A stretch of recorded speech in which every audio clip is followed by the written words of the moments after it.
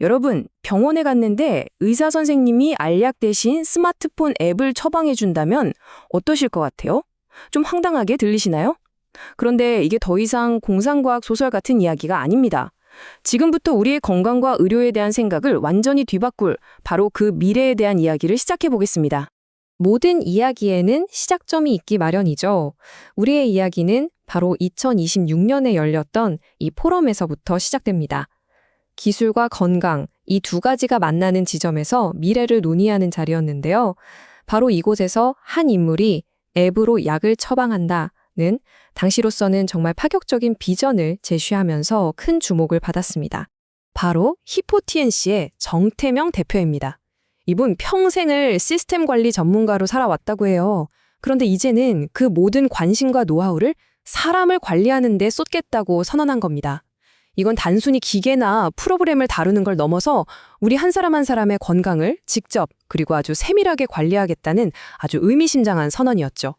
자, 그래서 오늘 이 혁신적인 아이디어를 5단계로 나눠서 차근차근 살펴볼 겁니다.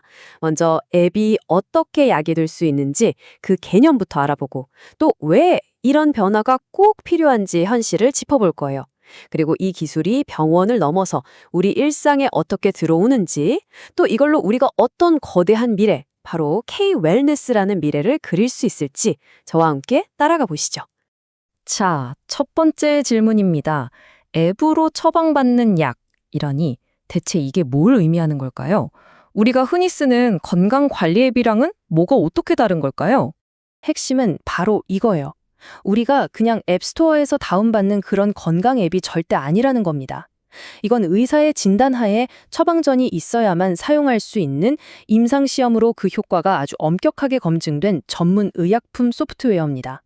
그러니까 약국에서 그냥 사는 영양제가 아니라 의사가 처방해주는 진짜 약과 같은 개념이라고 보시면 딱 맞습니다.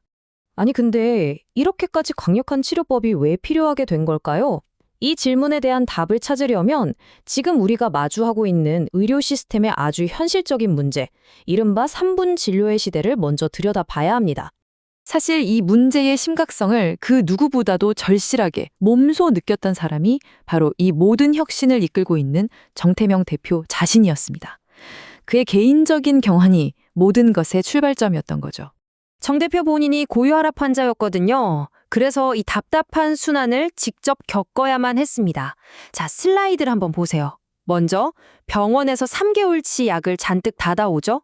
그리고 그 긴 시간 동안 의사와는 아무런 교류 없이 그냥 매일 약만 먹습니다.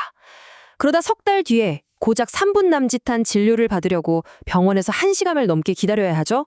그리고 이 과정이 또다시 반복됩니다. 한번 생각해 보세요. 그 긴 시간 동안 의사는 환자가 집에서 잘 지내는지, 상태가 어떤지 전혀 알 길이 없는 거예요. 완전한 데이터 공백 상태에 놓이는 겁니다. 그런데 문제는 단순히 이런 불편함에서 그치지 않습니다. 화면에 보이는 이 숫자 14,439. 이게 우리나라에서 단 한 해 동안 스스로 목숨을 끊은 분들의 수입니다. OECD 국가 중 가장 높죠. 이 끔찍한 현실, 특히 심각한 우울증 문제가 바로 정 대표가 디지털 치료제 개발에 뛰어들게 된 또 하나의 아주 절박한 이유였습니다. 그렇다면 말이죠. 눈에 보이지도 않는 이 소프트웨어를 어떻게 의사가 처방전에 적어줄 수 있는 진짜 의약품으로 만들 수 있었을까요? 그 과정이 정말 흥미롭습니다. 정 대표는 이 복잡한 과정을 아주 쉽고 맛있는 비유로 설명하는데요. 바로 요리입니다.